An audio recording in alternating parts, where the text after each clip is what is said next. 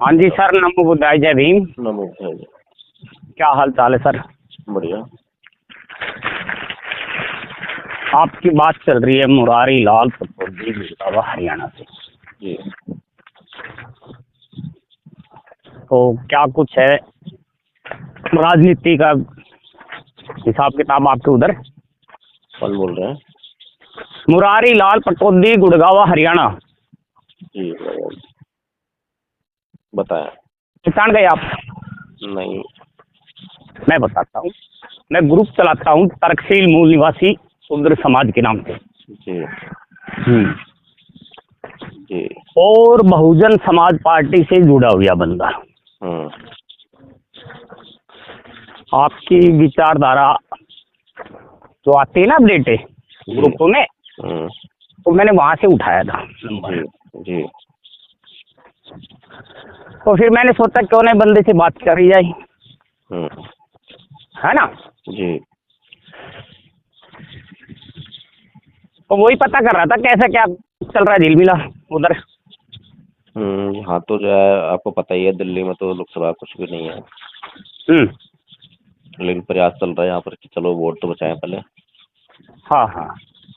Vote बचाएं और vote बढ़ाएं, यही चल रहा है यहाँ पर।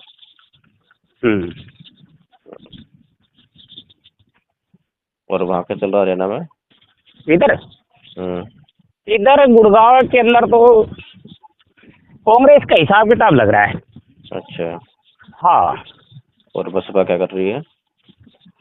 बसपा के जो कार्यकर्ता है ना, हम्म। वो ज्यादा ढीले है। हम्म। बसपा के जितने भी कार्यकर्ता है बहुत ज्यादा ढीले। जी। प्रचार में पीछे, प्रसार में पीछे, साथ देने में पीछे। तो आपने ग्रुप चला रखा है व्हाट्सएप पे? हाँ। उस ग्रुप का उद्देश्य क्या है? उसका उद्देश्य ये, तर्क करो किसी भी बात को लेके। आपके दिमाग में कोई सवाल है या किसी ने कोई अपडेट डाली है, आपको कोई बात समझ में नहीं आ रही उस अपडेट के बारे में, सवाल करो ना उससे। अच्छा, तो तर्क करके समस्याओं का हल करना। हाँ, तर्क करना हमने उस बात पे। और बहुजन मूवमेंट पे क्या आपका है? बहुजन मूवमेंट पे ये है कि हम बंदों को जोड़ रहे हैं धीरे धीरे करके। अच्छा, इसलिए हम्म? किस उद्देश्य के लिए? किस उद्देश्य के लिए? उद्देश्य तो आपको पता ही है। ये पता है थोड़ा सा। मेरा तो उद्देश्य है बहुजन समाज पार्टी को सत्ता में लाना। अच्छा, कैसे आएगी? है जी? कैसे आएगी? वो आएगी ऐसे, संगठन के दम पे। अभी संगठन अब नहीं है क्या? संगठन हमारे पास है नहीं। संगठन तो है आपके पास, बहुत सारे संगठन है। नहीं, संगठन तो है, लेकिन जब आपकी पहचान नहीं है उन लोगों से, आपकी बातें नहीं है उन लोगों से, आपके कहने पर एक बंदा नहीं आता कैडर देने के लिए, कहाँ संगठन है? अच्छा, ये बताइए कि भारत में लोग जो है वोट किस आधार पर देते हैं? वोट वोट तो दो तीन तरह से देता है जी। एक तो चेहरे को देख लेता है, दूसरा जाति को देख लेता है, तीसरा धर्म को देख लेता है। कई कई सिस्टम है ये। जी। सबसे बड़ा फैक्टर कौन सा है? सबसे बड़ा है जाति। अच्छा, जाति सबसे बड़ा फैक्टर है। हाँ, फिर चलता है धर्म। अगर जाति जो है सबसे बड़ी फैक्टर होती, तो क्या ये जो बहुजन समाज है ये अपने आप को है जी? ये अपना को इकट्ठा ना कर लेता? हाँ, कर लेता। तो धर्म सबसे बड़ा फैक्टर नहीं है भारत में। धर्म को देख के लोग वोट देते हैं,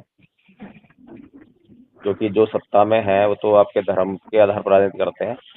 वो तो घर धर्म पे ही कर रहे हैं, बिल्कुल सच बात है। और पिछले दो शासनकाल तो उनके चले गए हैं, तीसरा शासनकाल भी उनको उम्मीद है कि आ जाएगा। तो आपको लगता है कि धर्म जो है बहुत महत्वपूर्ण भूमिका अदा कर रहा है देश में? देखो, इस टाइम तो धर्म कर रहा है, सीधी सी बात है। अच्छा, ये बताइए कि आरएसएस जो है कब स्थापना हुई इसकी? आरएसएस की स्थापना मुझे ध्यान नहीं, अंदाजा बता सकता हूँ। 84 के हेरफेर के बाद भी है, ये पहले है, 10 के आस पास भी है। 1925 में हुई थी आरएसएस की स्थापना। अच्छा, तो उभरा होगा फिर ये उस टाइम। 1925 से लेकर आज तक उसने सिर्फ एक ही काम करा है, वो है भारत में हिंदुत्व को मजबूत करना। हाँ हाँ। अब क्या वो लोग पागल हैं जो मतलब धर्म की राजनीति कर रहे हैं? नहीं, पागल कहाँ है। अगर उन्हें पता है कि इस देश के लोग जो हैं खाना खाना भूल सकते हैं, इनको खाना खाना जाया जाता है, लेकिन धर्म की ज्यादा मानते हैं, जो है अंधविश्वास पाखंड में जो है, तो बाबा साहब भी यही कहते हैं। बाबा साहब और मानव साहब कांचीराम भी कहते हैं ना कि हमारी जो राजनीति करनी है हमें, तो उसका आधार जो है गैर राजनीति होनी चाहिए। और गैर राजनीति होती हैं धार्मिक और सामाजिक आंदोलन में। हाँ हाँ सामाजिक आंदोलन करके तो एक बार सत्ता आपको हासिल हो गई, हाँ। उसके बाद आप फेल हो गए। लेकिन आपका धार्मिक आंदोलन नहीं हुआ, इसीलिए आप सत्ता से बाहर हैं अभी। हाँ। ये जो आपका SC ST और OBC जो वर्ग है, जो कभी बौद्ध हुआ करता था, आज क्योंकि ये हिंदू है इसलिए आपकी सुनता नहीं है। आप जाति के नाम पे पुकारते हो तो नहीं सुनता आपकी, जो ये किसी भी नाम पे पुकारो तो सुनता नहीं है। इसका कारण सिर्फ एक ही है कि जब तक बाबा साहब ने जो कहा था कि इस देश में 2 संस्कृतियों के बीच युद्ध हो रहा है, एक ब्राह्मण संस्कृति और बौद्ध संस्कृति। आपको किसी एक पाले में जाना होगा, या तो ब्राह्मण संस्कृति में या बौद्ध संस्कृति में। तो आज जो है जितने भी अम्बेडकरवादी हैं, जितने भी बौद्ध लोग हैं, सभी अभी हिंदू संस्कृति के पाले में हैं। जब तक ये अपने बौद्ध संस्कृति का पाला नहीं बनाएंगे, तब तक जो है दिक्कत है। तब तक जो सत्ता का आना आपके लिए बहुत असंभव सी बात है। इसीलिए हम लोग तो प्रयास कर रहे हैं कि इधर देश में जो है सांस्कृतिक परिवर्तन होना चाहिए, रियलिस्टिक, झूठा नहीं। अच्छा। अभी जितना भी धर्म परिवर्तन हुआ है सब झूठा हुआ है। धर्म परिवर्तन के नाम पर लोगों ने केवल जो है प्रतीकों का परिवर्तन करके बैठ गए घर पर। अच्छा। और खुशी और हर्षोल्लास मना रहे हैं, गा रहे बजा रहे हैं कि हम बौद्ध हो गए हैं। लेकिन जो संस्कृति है, कल्चर है, वो अभी भी जो है हिंदू कल्चर है। हाँ। क्योंकि उनके जो चित्त की मनोदशा है वो बिल्कुल वैसे ही व्यवहार करती है जैसे कि हिंदू करता है। अभी बौद्धों का कोई गुण उनके अंदर नहीं आया है। हाँ। तो इसलिए क्या ये जरूरी नहीं है कि भारत को पहले बौद्ध में कदे तरफ बढ़ा जाए और उसके साथ में जो है जो राजनीति है उसको पक्का किया जाए।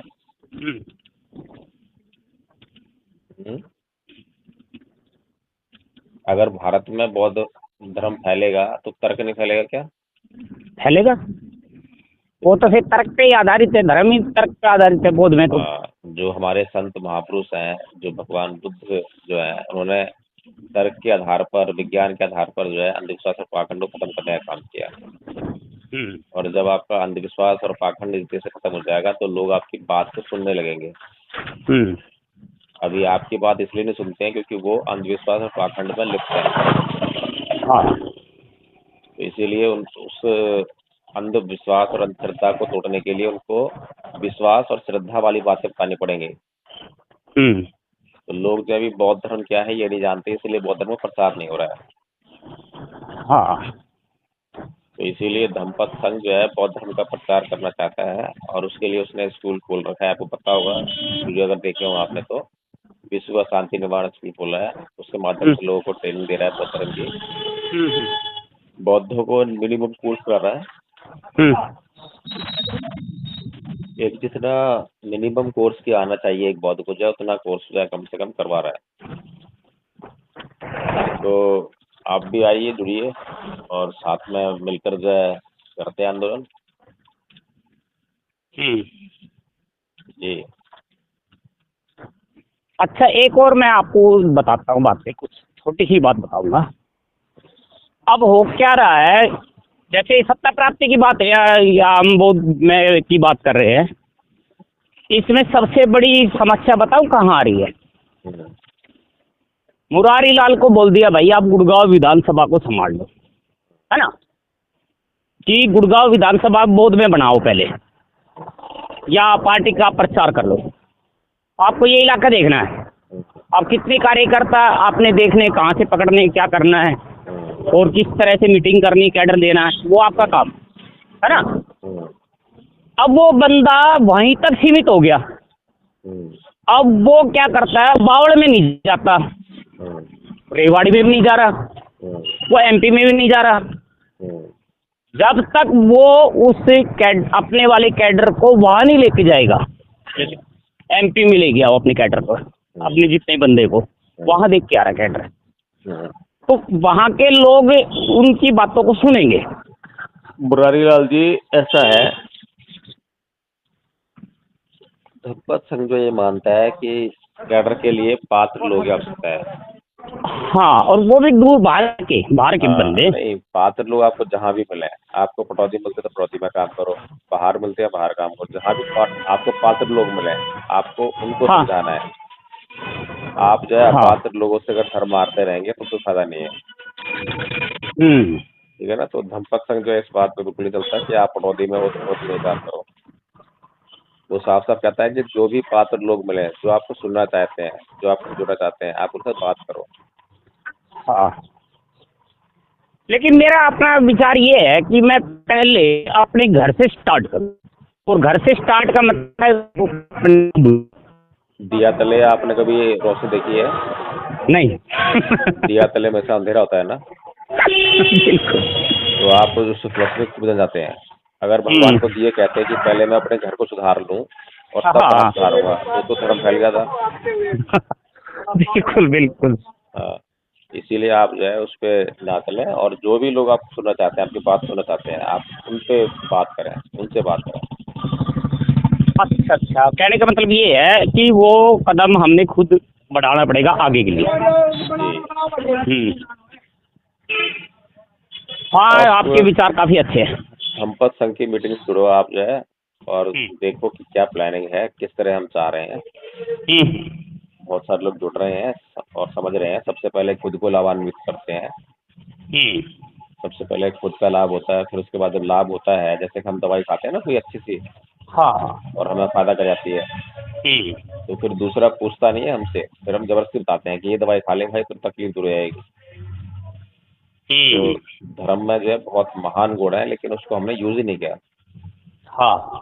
अभी तक जिन लोगों को हमने धर्म समझाया, उनको धर्म का फायदा हुआ, तो वो आगे खुद ही काम कर रहे हैं। अब तक धनपत संघ के 30 अतारे बन चुके हैं। अच्छा अच्छा। और 120 से ऊपर स्टूडेंट हैं धनपत संघ के स्कूल में, जो कि अध्ययन कर रहे हैं। तो इसीलिए ये मूवमेंट जो है धीरे धीरे, पिछले 6 महीने का मूवमेंट है, खाली अभी है। अच्छा। हाँ, तो आप स्पीड देख लीजिए कि कितना इफेक्टिव है और कितना लोगों को समझ में आ रहा है। अच्छा, एक बात और बता रहा हूँ मैं आपको। हाँ। जैसे मैं अभी आपसे बात कर रहा हूँ ना, अब मैं ग्रुप के अंदर तो देखता तो हूँ, ग्रुप को हर एक अपडेट को देखता हूँ, थोड़ा स्लो देखता हूँ, बस अपडेट डालता कम हूँ। अब मैं क्या कर रहा हूँ, मैं लोगों से बात करता हूँ डेली बेस पे कि ग्रुप में वो क्या डाल रहा है, वो यार ऐसे ही फॉरवर्ड कर रहा है या कुछ जानता भी थोड़ा मेरे पास, है ना। तो अब मैं इस तरह से सामाजिक लेवल के बंदे को ढूंढ रहा हूँ। देखिए, जो व्हाट्सएप का जो यूज है ना, वो बौद्धिक स्तर बढ़ाने के लिए नहीं है। वो जो आपको कुछ पढ़ रहे हैं उसके लिए नहीं है, पढ़ने के लिए नहीं है, बल्कि बस फॉरवर्ड के लिए हो गया है। हाँ, मैं अब ऐसा खुद है, मेरे पास जितने भी ग्रुप हैं, मैं किसी का मैसेज नहीं पढ़ता। अगर मैं एक ग्रुप का मैसेज पढ़ने बैठ जाऊँ तो सुबह से शाम हो जाएगी। ठीक है, और इतने सारे ग्रुप में तो मैं कहाँ से पढ़ पाऊंगा। इसीलिए मैं सारे ग्रुप की जो चैटिंग है 2 दिन में 3 दिन में डिलीट कर देता हूँ। अच्छा अच्छा अच्छा। कुछ भी नहीं पढ़ पाता मैं, केवल अपनी कोई पोस्ट होती है उसको शेयर कर देता हूँ वहाँ पे मैं। ठीक है ना। तो ये जो व्हाट्सएप का यूज जो है बिल्कुल बेकार हो गया है। अब पर्सनल यूज रह गया है, पर्सनल मैसेज भेजने तक जो है। हाँ हाँ हाँ, वही मैंने सिस्टम बनाया है। मैं भी उन पे फोकस कम करता हूँ, मैं लोगों से बात ज़्यादा करता हूँ। जी, तो हमें रियलिस्टिक बनने की जरूरत है। तो रियलिस्टिक बन के क्या कर पाएंगे अगर हम जो है हवा में या ख्वाबों में जीते रहेंगे तो कुछ नहीं होने वाला। जी, ठीक है। तो अगर आपकी इच्छा हो तो मैं आपका नाम और देखिए, पहले समझिए आपको लगता लगता है कि हाँ सब होता है तो फिर आगे काम पे ठीक। वैसे मैं आपसे डेली वेज पे बात करता हूँ, जी करूँगा, है ना। 1 या 2 दिन के अंदर आपको मेरी विचारधारा का पता चलेगा और मुझे आपका। जी जी उसके बाद जो आपने लिखना है वो लिख लेना, तो समझना है वो समझ लेना। तो जी जल्दबाजी में किया हुआ फैसला जो है ना, जी उतना देश हित में ना हमारे हित में होता है, बिल्कुल, बहुत बढ़िया। है ना। ठीक है। तो मुरारी लाल से बात करने के लिए आपका तहे दिल से धन्यवाद। जय भीम, जय भारत, जय संविधान। जय भीम।